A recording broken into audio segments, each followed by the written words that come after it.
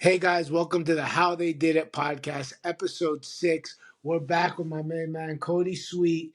And the reason why we got him back because Cody is showing us how it's done. He's opened up another gym with a partner, Greenlight Chico. You can visit it at greenlightchico.com. It's a personal training gym. I'm going to let Cody get into all the details, but we're very excited to have him on. I want him to hear his thought process, why he opened it. We have a lot to talk about. Yeah, excellent, man. Thanks for having me back, bro. It's always good to talk. This is my second gym, man. A different concept from my first. We did the interview about my first gym, Sweet Fitness Kickboxing, a boutique fitness kickboxing studio. This is what we call like a high-ticket personal training studio. So it's only 1,400 square foot. And actually, here, I can show you guys real quick. So it's 1,400 square foot in here. We got the 4 selectorized racks. Each one has like a functional trainer built in. Then, we got like the dumbbells, the benches and stuff. We got these awesome 4 racks right here. So you can do like lat pull downs on them, seated rows. You can do flies, biceps, triceps, and they're also the full free weight squat rack machines squat machines or squat racks, not machines. But anyway, so yeah, man, this is called like high ticket personal training. So we're basically selling like 13-week transformation packages. It's all for people who want to make a huge transformation in their life. Sweet Fitness Kickboxing is all about selling fun, number one, right? It's just the most fun workout you've ever had. Here, we're looking for people who want to have, they have a big pain point in their life. Like they're getting married in 6 months and they want to lose 30 pounds. They're going to a wedding or going on a big vacation and they want to lose 30, 40, 50 pounds. They got divorced is a big one and they want to feel better about themselves physically and mentally, right?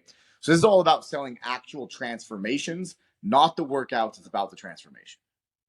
Okay, so walk me through what got you into this because you have a very successful gym. It's growing. I mean, last time we did the podcast, we had 700 plus members, and, Yep. and I'm sure it's grown since then. No, that's about our maturity point because we hit a churn where we have 700.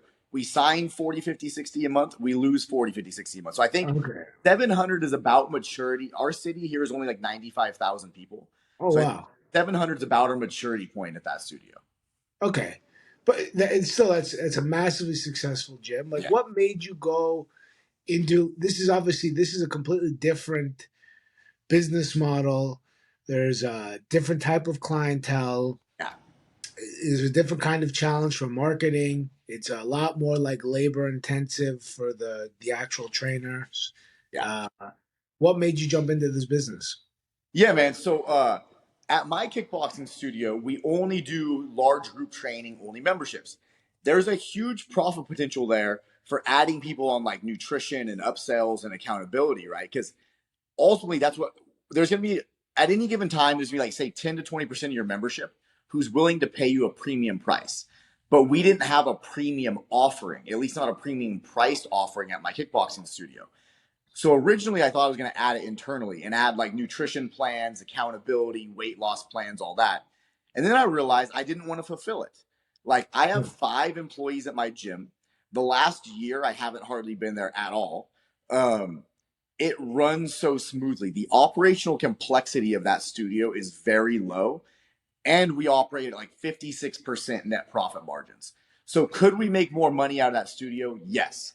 Would it increase the amount of staff and operational complexity I have? Yes. So what I decided to do instead was open this location, Greenlight Personal Training, with an operating partner.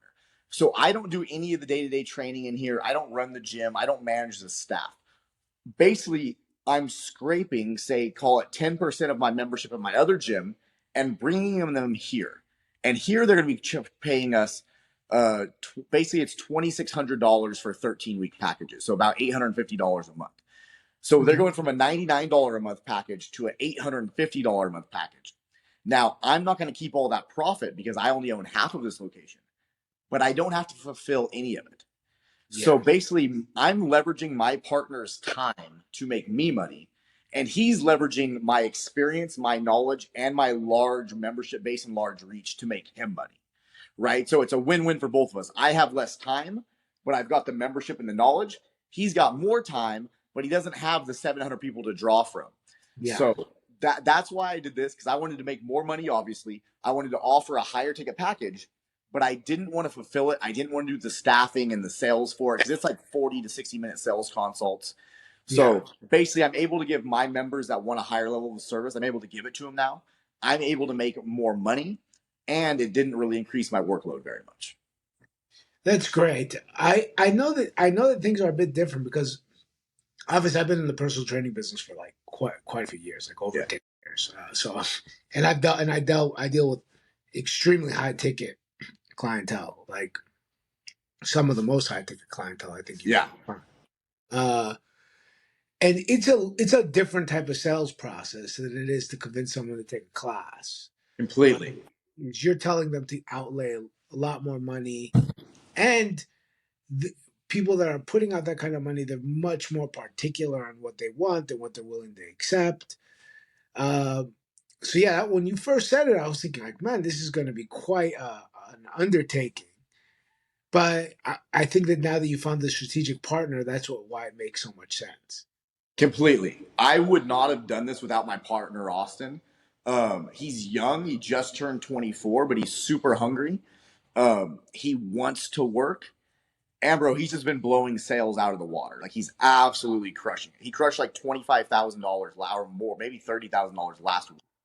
Oh wow. Um, and he's absolutely crushing it. But I wouldn't have done this without him because he's the certified trainer, but also he has the time and the desire to come in here and train people and run a new gym.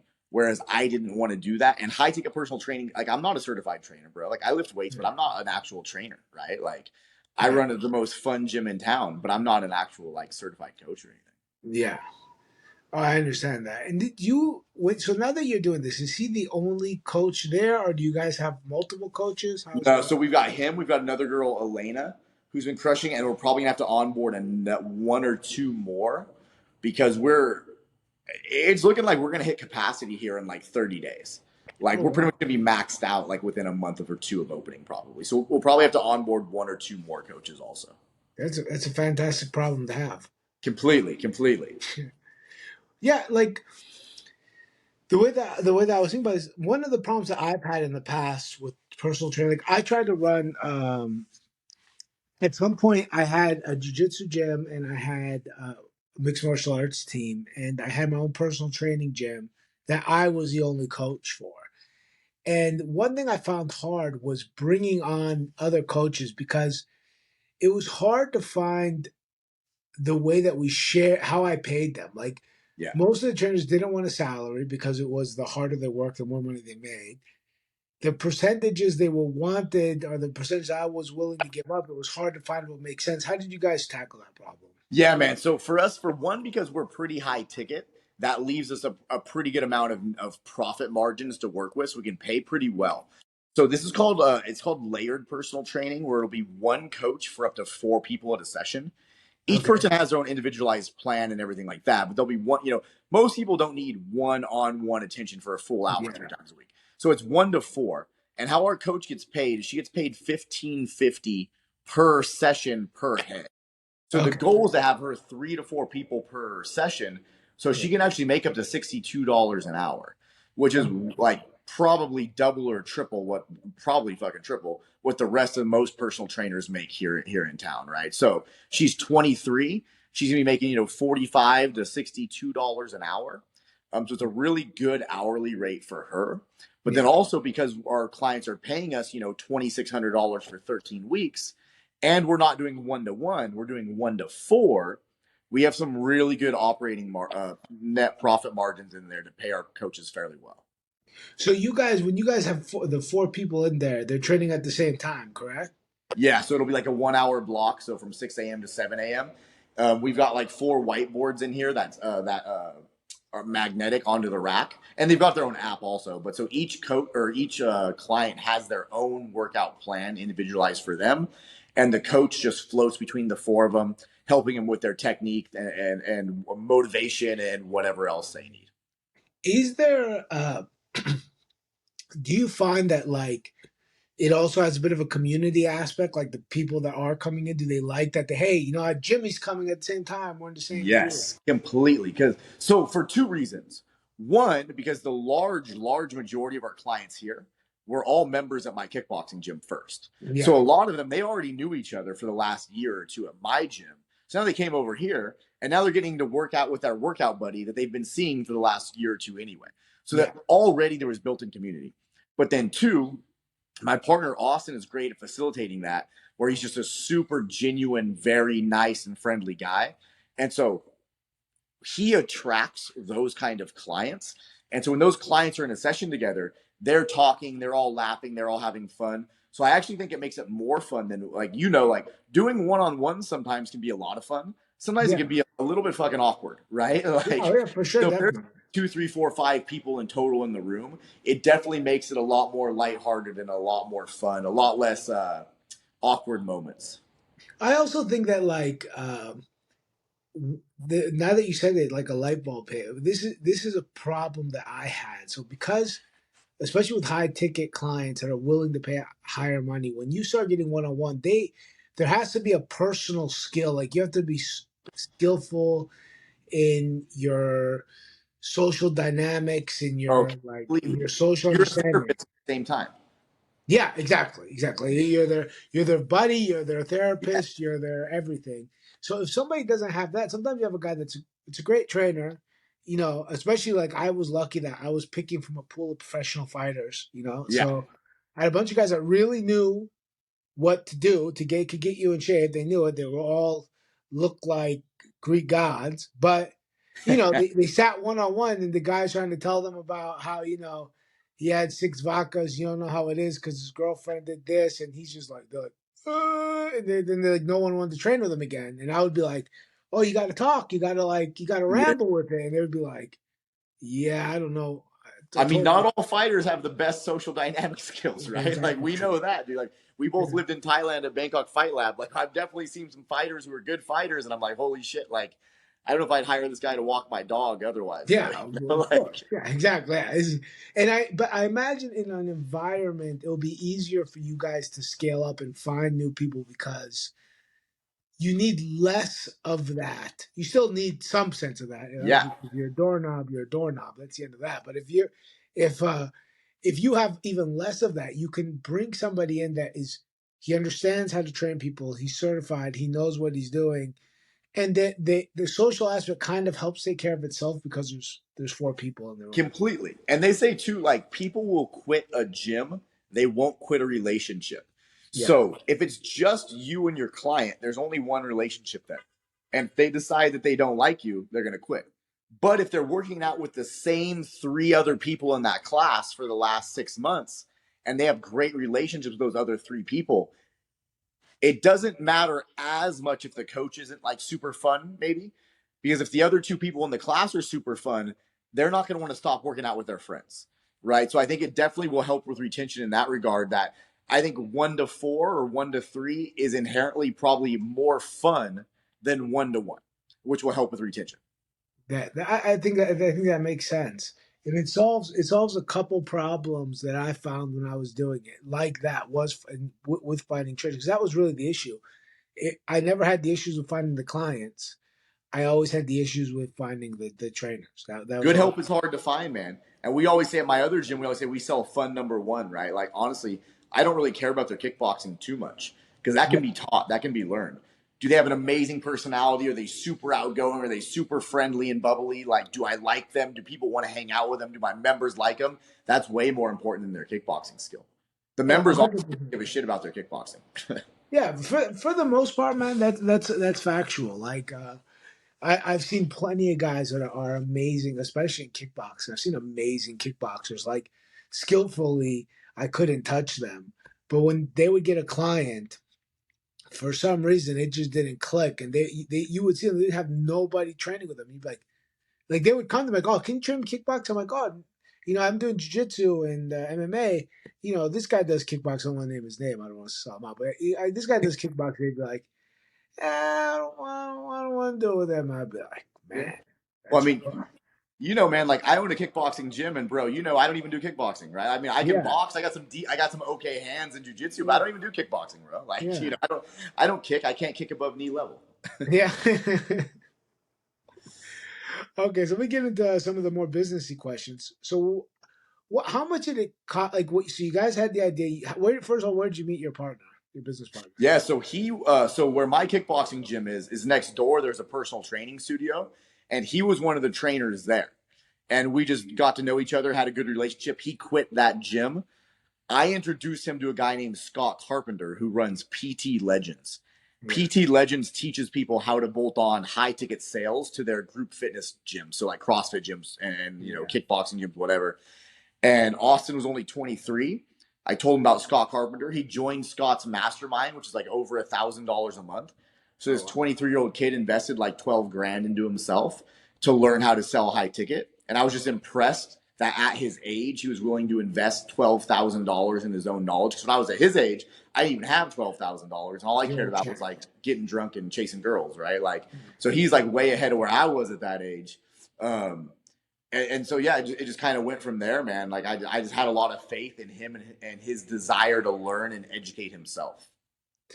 So when you guys started, how did the idea start coming up? Was it him that brought it to you? Were you the one that came up with it? No, man. So he was in my friend Scott's group, and then there's another girl in there. And Scott was my business coach for like 7 or 8 months before that.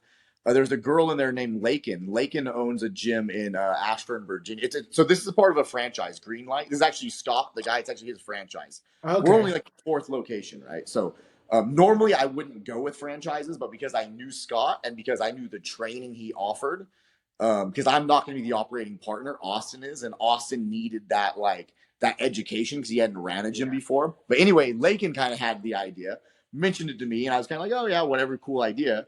Well, then she mentioned it to Scott, and then she mentioned it to Austin, and then Austin came to me when we lift weights at the same gym.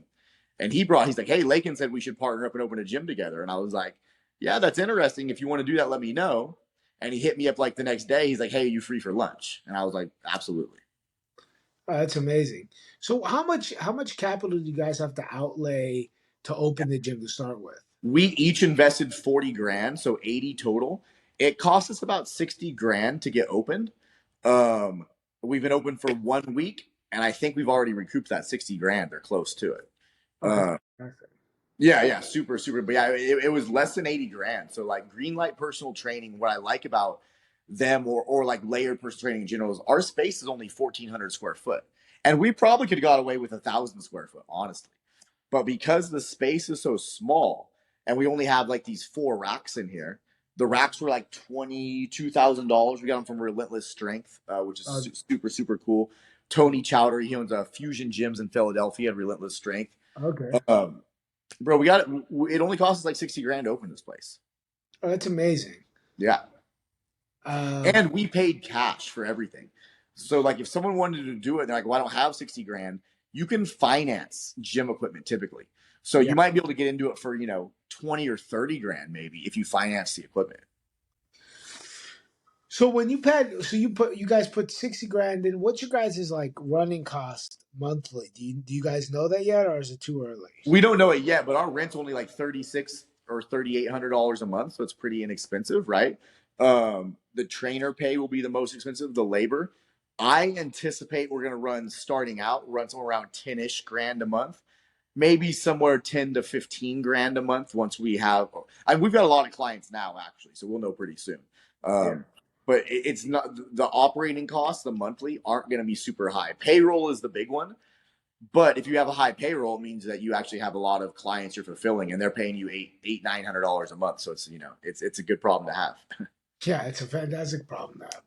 When you guys got the Greenlight, what is their franchise structure? How does that work? Is he a partner? Or does he have some fees? Yeah, so with franchises like this, so like we pay like our initial franchise fee, which most franchise fees are like $30,000 to $50,000 up front. We got a great deal on ours because we're one of the very first franchisees. Then you'll pay like a percentage of gross revenue every month as well. So we're licensees of Greenlight. We don't own Greenlight the brand, we own the location, and I'm 50% partner, and my business partner Austin is 50% partner. He's operating partner. I'm not the operating partner, so that means he'll run the day-to-day, not me. Day-to-day. So it's 50-50, and you just paying the franchisee fees. Yep, pay the franchise their fees, and then with those fees comes where they are supposed to offer us a lot of support, right? So they have the branding, They should have, like the marketing, the fulfillment, like all kinds of training and everything like that, which is why I went with the franchise route. Typically, I would not go with a franchise route because I don't fucking like rules, right? I want to do what I want to do when I want to do it, right? Yeah. I'm just built like that. But because I'm not the operating partner, because Austin is, this is more of an investment for me, right? It's not going to be the gym I'm at every single day. So I thought going with the franchise was a good idea because I trust Scott, who owns he's one of the owners of Greenlight, the franchise. I trust him, and I trusted them to provide Austin with the training he needed, being a young, brand new gym owner, Yeah. right? And I didn't want to have to figure out not that I didn't want Austin and I have to figure out everything from the ground up. Like, how do we fulfill? How do we do the sales? How do we do this and that, right? Like the operational stuff. Yeah. Could we have figured it out on our own? Absolutely. But I like to call it's called like time collapsing, right? Yeah. Like I coach other gym owners, boutique fitness gym owners. I coach them in 90-day sprints, basically. They do a 90-day coaching program with me. I teach them how I market and grow my gym. What I can teach them in 90 days took me like fucking 5 or 10 years to learn. Yeah, of So course. I went with a franchise, Greenlight specifically, because they could time collapse how much time it would take in Austin and I if we had to figure out everything on our own. You know, I actually started liking franchises a lot more as a business idea. And I really started liking it after I read this book called Anti-Fragile by Nassim Taleb. And Okay. basically, yeah, in that book, he speaks about the Lindy effect, which is the effect of basically if it's lasted a certain amount of time, it's more likely to last in the future. So Yeah. the fact that already a business and a business model is working is in itself a percent. Helps you get a percentage more chance that it will work in the future because it's Completely. tried and tested. Obviously, Completely. there's a lot of other factors, but Yeah. No, and I agree. And so for me, I look at franchises as more of an investment. But like as an entrepreneur, like I said, I want to do what I want to do when I want to do it. I want to do it how I want to do it. I don't want to answer to anybody. So with a franchise, you don't have that luxury. But like I yeah, said, with Greenlight, for me, I looked at it as a great opportunity, investment opportunity, right? yeah, If I was going to build like when I built my kickboxing gym, I wanted to do that completely how I wanted to, like that was my baby, right? yeah. So in that situation, I wouldn't go with a franchise. But if I'm like, hey, I want to scale to like 20 locations as an investment, I think a franchise can absolutely be a great option for that. Yeah, and it's also the amount of risk each investor I think is willing to take on. Like I think if you are a creative, hungry guy with an idea in your head that you're like, this idea is great, you can shoot off and take that risk. The Oh, reality is that most businesses fail. So yeah. to have that, if you're not feeling that confidence or you're not really sure, but you do know that you want to be a business owner and that's the path you want to go, I think that the idea of having something that's already set up, either buying an existing business is an option Yeah. or opening up a franchise. So I think that's super interesting. And I think it's great that you think about it as an investor now too, because I think you're growing to the point that you're not going to be able to operate. I think as you grow all these businesses, it's just not going to happen. Or you want to. No, yeah, and I don't want to anymore, right? Like when I opened my kickboxing gym, bro, I was single. It was my first gym ever, so I had a ton of time, right? I had a ton of time, and it was super exciting. Yeah. Greenlight's exciting, but it's a little bit different. Like it's your second time, it's your second gym, right? This is still exciting, but in a different way. Building this out and watching the growth has been super exciting, but I don't want to be a day-to-day operator. Um, Yeah. if you're a day-to-day operator also, you cap out on the amount of time you have, and so you kind of are handcuffing your income potential typically, right? You can only work so many hours in the day. Whereas so like I'm gonna open a second Sweet Fitness kickboxing location about 90 miles from here, but I also will only be partial owner there. I'll be half owner because I have an operating partner who will go there and she will run all the day to day, all the hiring, all the training, all the everything. But she'll get the entire business model, the brand, and the marketing. The marketing is really absolutely my biggest competitive advantage, right? So Yeah. I get invited to speak at different events like URSA, which is a giant gym event. Like I get to be a speaker on marketing because that's my background. It's what I do. Yeah. So she gets my competitive advantage, So she's leveraging my knowledge and my experience and my brand to make her money, and I'm leveraging her time to make me money. So that's our trade, right? It's funny that I have a similar deal with the gym, with some of the gym owners I have in Miami. And the gym we're opening up Fight Sports South Beach. Yeah. It's Cyborg Abreu's gym is Fight Sports. He's one of my partners. We're four partners, and the main operator of the business is he's basically getting this opportunity to open a Fight Sports brand. He's already operated in gyms before, so he has that experience. But he's getting the Fight Sports brand, and he's getting the capital he needs from me, and he's getting the connections and experience that Dino has to be able to like help him get that leg up in a very competitive environment, in a Yeah. very expensive competitive environment. Um, so yeah, I felt something similar. And that's something I've always wanted to do. As far as I'm on this, I'm on a similar journey. Like I want to be an investor in various businesses. I really like I obviously I'm an investor in publicly traded companies, like, Mhm. and I run the fund, and but I want to also start. I'm investing in one private company now in the gym, and I'm slowly want to get involved in more private companies 'cause I feel like there's a lot of opportunities to grow. Absolutely, man. Absolutely. So right now, buying businesses is kind of a big buzzword, like buzz thing in the entrepreneurship community, right? There's a Yeah, book called "Buy Then Build" or "Buy Not Build." I don't remember what the name of it. I read I the book. just bought it, buy them, build. Yeah, yeah, yeah. So I mean, so it's good, right? You see a lot of people doing that, and like it's kind of opened my mind in the sense that like if I saw a chain of fitness kickboxing gyms for sale that are kind of struggling or just doing okay, or any boutique fitness really, Yeah, bro, I know I could come in there and in 90 days I can turn those things around. Like I have that skill set, right? As long as there's some meat on the bone. And yeah. you get into those businesses, with SBA loans sometimes for like 10% down. So there's a lot of opportunity there. The bottleneck for me has been like I talked to somebody who owns a I Love Kickboxing franchise location in the Bay Area and is losing like $25,000 a month, right? It's going terribly. But Yeah. I know I can turn that location around in 90, 120 days. But I need that strong operating partner to go there. I know a lot of people, like a lot of the gurus in the space, saying like, "Oh, well, you just hire a manager."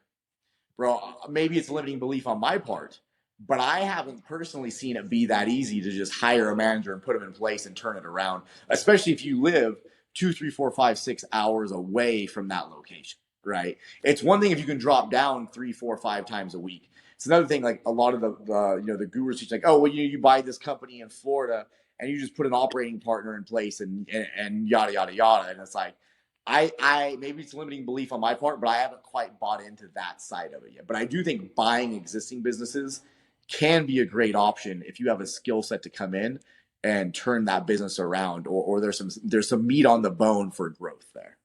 Yeah, I agree. I do. I think that's a realistic point. I find it very hard to find somebody to operate. I mean, Yes. I think it's hard to find people that are employees, especially if even as an employee, if you're independent. The more independent they are, the less that there's a structure of what the job is to do that's very laid out. It's very difficult. The manager needs to be able to be versatile, be able to change his mind, see problems, fix things on the fly, be very driven. I've And if they struggled. are like that, then they might quit and want to be an owner themselves, right? So now you got to try to hold them for the long term, right? Which you can do Yeah, some revenue sharing and stuff like that. But yeah, like, it can be tough to keep. Like most people who are ambitious and smart and driven probably don't want to be a manager forever. 100%. And then you have a problem that he could become from a manager to a competitor in your own hometown. Like, yeah, it's not an easy task, especially if you're not in arm's reach of where Yeah, it's going to be. completely. Yeah, I definitely see that. I'm going to kind of catch you. So, by the way, just so you guys know, I'm trying to keep these episodes around 30-ish minutes. I've been trying, and it has not worked out successfully very much. Only the last episode with Derek, I got it to 30. I'm going to try to keep it around there for this one too, but go a little over. But so I want to talk to you a bit about these online programs that you're. I don't know if they're online or they're in person. I know that you're teaching people for the marketing and how to run a gym. I saw an advertisement for it. I reposted it. on the how they did it, and I reposted on my personal Instagram. I'll find it again and repost it after this episode. So give me a little breakdown of what that's all about and how people get involved and how much is the Yeah, so cost. like I do consulting on the side, and it's not like my main source of income. It's just one of those things. If like I work with other boutique fitness studio owners, so it might be fitness kickboxing or boxing, it might be yoga, Pilates, HIIT, cycling, whatever, right? And basically, I work with them for 90 days. We do one-on-one weekly calls, and they get a whole training course. I've got like 25, 30 videos, a whole training library. I call it like my 4-pillar system, right? So to be a successful boutique fitness owner, I believe you really need 4 pillars. And so that's your lead generation pillar. If you want to sign a bunch of members, you got to get a bunch of leads, right? Pillar number 2 is going to be your appointment setting and your lead follow-up. How do you actually schedule appointments for those leads? Pillar number 3 is the show system. Just because you got an appointment doesn't mean they're going to show up. So I actually get them to show up. And then 4, I call it my Godfather offer and my sell system, where you give them an offer so good they can't refuse. That's how you actually get them to pay you money on their very first day, right? And so I work with other boutique fitness studio owners, just kind of informally. I haven't made a huge business out of it just because I kind of like building gyms better than I like running a consulting agency. Yeah. But I do really enjoy speaking and consulting for other gym owners. It's super fun. And then I can teach them how to make a whole bunch of money, because the reality is most gym owners are struggling. Most don't really make very much money. Whereas, like, my kickboxing gym cleared a multiple 6 figures last year, multiple 6 figures, not 2, more than that, right? So it's like, and that's pretty rare in the boutique fitness industry, but it's not impossible. Like, it's something that's attainable for a lot of people if they educate themselves on how to do it, right? Yeah. So I coach people how to do that. Just kind of informal. People find me on Instagram or on Facebook. Cody Sweets, my name. Cody.sweet.sfk is my Instagram. And then I get invited to do speaking for like Boutique Fitness Solutions and Ursa and stuff like that, which is really, really cool. That's awesome. I might actually. I was considering hooking you up with my operating manager for the Absolutely. jiu-jitsu gym. I think that you guys. One, I think you guys would get along great. I think it'd be a great fit for him. Yeah, dude. I'd love to. Obviously, man. I'd love to help you out, to help you guys out, man. Have them get a hold of me, dude. I'll lay it all out. Oh, man, I really appreciate it. Cody, man, I much appreciate you coming on. Guys, check it out. Greenlight, personal training, Chico, and Sweets fitness Kickboxing. kickboxing. Don't you don't even have to bother with that because that's already killing it. It's too that. But a new one, you can check that one. I'm joking. Check them both out. They're great. And if you guys need to know, Cody teaches me more about business in our conversations than I get from 99% of the people I talk to. So, especially very actionable advice. So I appreciate you coming on here, Cody. I appreciate everything and Absolutely. all the success, man. I know I don't need to wish it to you, but all the success. It always helps, man. Thank you, bro. I appreciate it, man. I always love jumping on here and catching up with you, man. Absolutely. All right, guys, check it out. We're gonna have this episode's gonna come out probably in the next week. We got 2 episodes coming out this week. So as I post this, everybody watching the How They Did It podcast, keep liking, subscribing, and I'm gonna keep trying to pump these out.